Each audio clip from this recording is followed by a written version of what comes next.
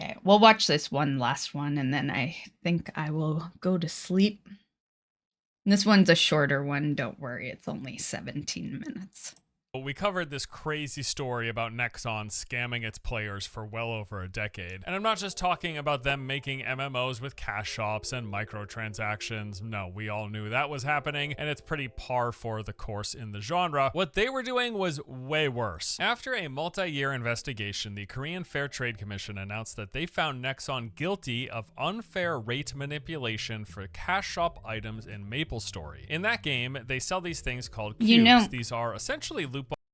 You know, I've never played MapleStory, but apparently I have it. I was looking in my list of games the other day, and it's there. I tend to like buy things on sale, so I must have bought it one time on sale. It must have been super cheap. Boxes that grant power upgrades. You buy a cube, roll the dice, and are given a random reward depending on which cubes you purchased. This can include passive stat boost and gear upgrades. The odds of getting any particular outcome from a cube were published by Nexon a few years ago, as has become industry standard for pretty much any game that sells loot boxes. Nowadays, companies will just tell you like what the percent chance you have of getting whatever it is you're looking for when you purchase some sort of a loot box. The problem in this circumstance, though, was that the actual odds were not only not as published, they were also regularly being manipulated, and the rarest, most highly coveted outcomes, the thing that pretty much everyone buying cubes was hoping to get, that was literally impossible to acquire. Your odds were actually zero. So the investigation revealed that after Nexon began selling cubes, they progressively lowered the probability of getting an item upgrade, and they blocked users from ever obtaining the most ideal stat boost combination. That most powerful role that players were wanting was never achievable. On top of doing this rate manipulation, they on several occasions made false public statements that no such changes were occurring, while those changes were in fact actively occurring. The investigation also revealed, while all of this was taking place, that Nexon had many back and forth conversations. Hey Zero, how's it going? Emails about whether or not the company should disclose this information, but ultimately they decided against it because of course they did. In the end, from the time MapleStory cubes were first made available for purchase in 2010 to when this investigation took place in 2021, Nexon had made roughly $420 million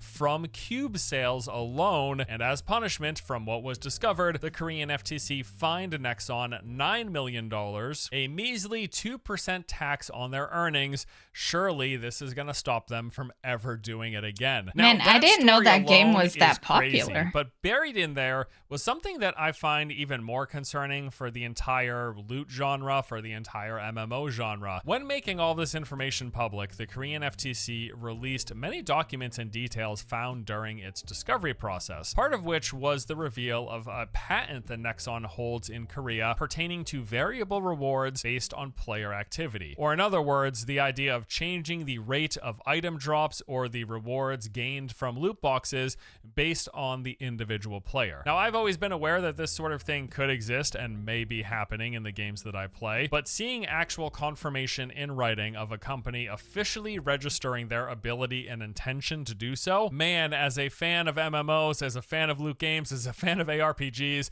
I absolutely do not love the idea that this could be happening in the games that I'm playing today, because Nexon, they might hold the patent for this in Korea, MapleStory? They don't across the entire world, and that's where the concern comes in. Now, what exactly am I talking about? Well, let's take a look. The patent for dynamic rates includes the following. If a lot of user activity, decrease rates. Increase rates if users have low activity. Change rates based on player location. If gacha items exceed expected number or set amount, decrease rates. Change rates based on number of friends on buddy list. Change rates based on buddy list stats. Change rates for certain gacha items above some rarity. Change rates based on users' current items. So some of these aren't really... Man, don't you guys miss when gaming was fun? Man, those were the good old days, right? that bad. And in fact, I would say there's parts of this that are totally normal and expected from MMOs, but a lot of them are pretty nefarious, especially the ones that pertain to items being purchased from the cash shop. Let's consider the implications here, starting with the most benign. So number 3, that says change rates based on player location. This one's actually totally normal, like having the rates of item drops change based on your location in game. That happens in most MMOs, as far as I'm concerned. Here we would be talking about things like loot tables that are tied to certain areas. So for example, in the Elder Scrolls Online, there are item sets that will only drop when you are in a particular zone. These are referred to as overland sets. So when you're out farming in Rivenspire, you've got like a 1% chance. The beginning was not ESO though, because I know ESO, but as soon as you leave that zone, that rate drops to 0. You will never get it outside of the zone. Or you've got the items that will only drop in particular dungeons or raids, and we're not just talking boss loot, but dungeon-wide loot tables. So for example, in World of Warcraft, you're only going to get set pieces of the Scarlet Mail set while farming mobs in the Scarlet Monastery. So this one makes sense, not at all surprising. It's pretty much what I expect. It's what a lot of MMOs do. But that, of course, is just one interpretation of that line, because the other one could be not that it refers to adjust rates based on player location in game, but that it adjusts rates based on player location in the real world. So depending on where you are in the world, what region you are, where your IP address pings you at, they will then make adjustments to the rates. And of course, this would likely be referring to things like depending on the country that you're located and the particular variation of the game that they want you to have, they will adjust the drop rates, the rates that you acquire currency, the rates that you acquire resources, how that may or may not be tied into changes into the progression depending on the part of the world that you're in, or maybe changes to the cash shop, so they might want to incentivize you to make purchases by reducing your rates in certain regions and not in other regions. That is the other more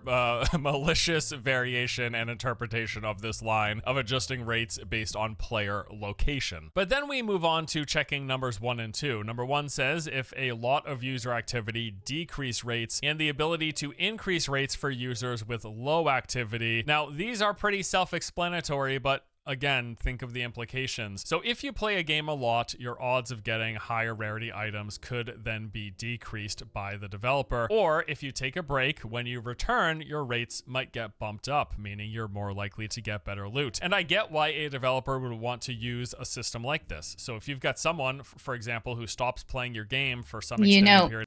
I have always believed that that's how things worked. Because I'll have friends that come back to WoW after like having not touched it for like 10 years, and they'll get everything. They'll get every damn fucking mount that took me years to farm, some that maybe I don't even have and I'm still farming. And yeah, they will get absolutely everything.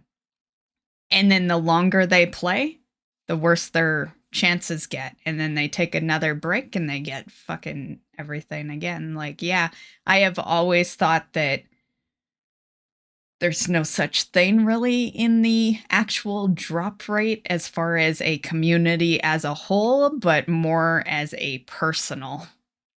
Yeah, personal based on playtime. Yeah, I have thought that for a lot of years. I just can't prove it, but I have definitely thought it. Yeah. And a lot of my characters that get the mounts, they're characters that I only play to get the mounts. A lot of the time, it's not my druid who plays the game all the time. It's the characters that get logged into, like, you know, once every few months or whatnot. Yeah, they're the ones that always loot them. Of time. When they return, you want to give them incentive to stick around. So yeah, why not shower them with legendaries, drop a best in slot stat roll on some items that they get, make them feel really good so they want to keep on playing. And hey, in that circumstance, if you're that player, that sounds pretty great, right? But boy, does it suck for anyone actively playing the game, because the flip side of this coin is that the longer you play, they could potentially make it less likely that you get good items, literally punishing the most dedicated people playing the game. This would also be an effective way for a developer to pad out playtimes, for example. Like when you see someone who is clearly dedicated, they're playing the game every single day for multiple hours, why not dial back their rewards just a little bit, and they may very well will end up playing for longer. That is, if they don't just quit out of frustration, and finding that balance would be the key, right? And maybe that explains why I got a nearly perfectly rolled bow on my falconer like 10 hours into playing Last Epoch. But in the 40 hours that I played since, every other one that's dropped has sucked, and I've only found a single version of this bow with any legendary potential, and it had nearly the worst possible stat rolls it could have. Maybe if I stop playing for a few weeks, I'll finally get the good drops that I'm looking for when I return. Am I assuming that's happening in Last Epoch? No, not necessarily. I assume it's probably just part of the RNG experience, but now we've got that seed of doubt, knowing that it's possible these rates could be manipulated based on player playtime. We've got Nexon with an active patent for that exact thing in Korea. Could other developers be doing it in other games and other parts of the world that are being made? I mean, it's possible. We can't say it's not possible, because clearly we know people can do it. It's within the realm of possibility. And this is where things get a little tricky, right? Because obviously this could all just be chalked up to RNG. Me not getting a great bow for my falconer in 40 hours. It could just be random luck of the draw. It is probably just random luck of the draw. I'm not a conspiracy theorist here, but we have to talk about the possibilities, and that's where the issue lies. Loot in these games and MMOs and ARPGs and looter shooters, it is random by design. You get random drops with random stats and affix rolls adjusted by the in-game circumstances that you're partaking in, like how you're going to get better rewards, and they're going to occur more frequently as your level gets higher, as you push into harder content, and the types of content that you're doing. Some combination and variation of all of these things will affect the loot drops that you're getting. It is part of the genre. Randomness has always been in these games. It is built in, but knowing that there could also then be this extra added layer where a developer is punishing you, not based on the content that you're doing, the difficulty of the content, the known mechanics that are within the game, but just based on your frequency of playtime, that's not really great. I mean, I guess it's not bad for the person who takes a break and then gets better loot when they return, but it is pretty shit for the users who are playing daily and then are being rewarded with worse odds, with worse loot drops. And just knowing that developers could be doing this, yeah, I mean, it kind of sucks the wind out of the sails, right? It's sort of like when you get these games that have built-in RMT. So if I'm just farming for gold and resources within a game, most of the time I'm under the assumption that this is just part of the game playing experience. Everything is good. I will farm gold for hours so long as the game is mechanically satisfying and interesting, and I'm enjoying the experience, and I'm working towards some sort of a set goal. That's just part of playing the game. But yeah, the second a game has officially supported built-in RMT, that veil gets lifted a bit. Like when I can see, say it costs for 1,000 gold, you can get. I was like that with WoW. I used to actually farm gold, and then they brought out the token, and yeah, that was the end of it. I pretty much stopped farming gold at that point. Yeah, because it wasn't like an accomplishment anymore, right? Like, yeah. Anyone in game can say they have millions of gold, and they could say they farmed it. Meanwhile, they're buying the tokens and lying to your ass. Yeah. Get that for $10, but it takes 5 hours of grinding in game to farm 1,000 gold. At that point, I just kind of feel like I'm working for $2 an hour. I don't love it. And the similarity between these two things here is that it's just really demotivating. The same as farming gold for $2 an hour in games that have RMT, or knowing that the game could, the longer you're playing, reduce the odds of you getting good gear. That can sure really ruin the experience. And then we've got numbers 5, 6, and 8, which are sort of along these same lines. Change rates based on the number of friends on your buddy list. Change rates based on your buddy list stats, or change rates based on the user's current items. These kind of mesh together and follow the same general idea kind of a weird as one. above. They're making changes just based on things pertaining to you, but not based on the game's built-in mechanics. It's so like too many people on your friends list, sorry, you're going to start getting worse loot. If you have really bad loot on the plus side, we're going to start boosting you up. When it comes to... Well, I'm safe then because... Yeah, where's my Bellnet? I think I have... Because Steam is pretty low. Because no one, like, I don't really tell people I'm on Steam. I don't invite people, you know, like, yeah. So Steam's pretty low. Probably like 30 max. But what's, in my bad, every time I bring up another window on here, that'll go black because it covers the window. I have 130, 134. I thought I had more than that, but whatever. 134. So yeah, I'd be good. You only have 5 and you play an MMO? What the fuck, Staffo? Get some friends. It's like if you play like solo player games, fine, but an MMO and only 5 people? That's crazy. The positive implications of this were all gravy, but it's the other side that just things get a little scary. And the absolute worst stuff, though, really, is the dynamic rates as they pertain to cash shop items. So that's number 4 and 7. If gacha items exceed expected number or set amount, 5, it's normal if you don't play an MMO, but like, it, if I'm just gonna say it straight out. There's no nice way to say it, but what are you doing playing an MMO? Like, yeah, the MMOs are built for people, people to play together with their friends. And yes, there's solo aspect to it, but it's supposed to just be a extra aspect to it. It's not supposed to be the only way you play the game. Like, yeah, it's like play it how you want at the end of the day. But that's 5 friends on the entire account, I don't know if you have a Steam, but that implies that any time you're playing any game, you're solo more or less. Like, yeah, I don't know. But yeah, play a game how you want.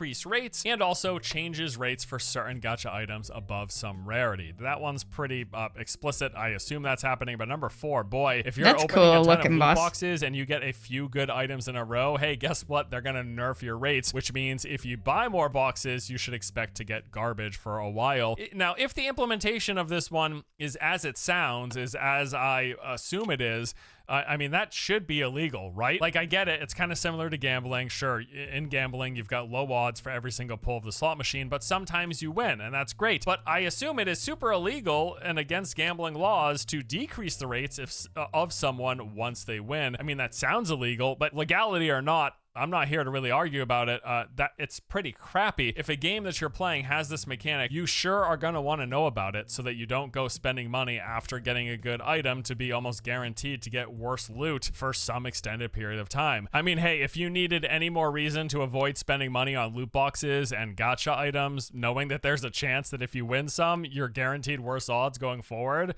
that sounds like as good of a reason as any. This whole thing is really complicated and frustrating because these games, as I said earlier, they've always had a lot of randomness involved. It's part of their nature. Random loot, random stats.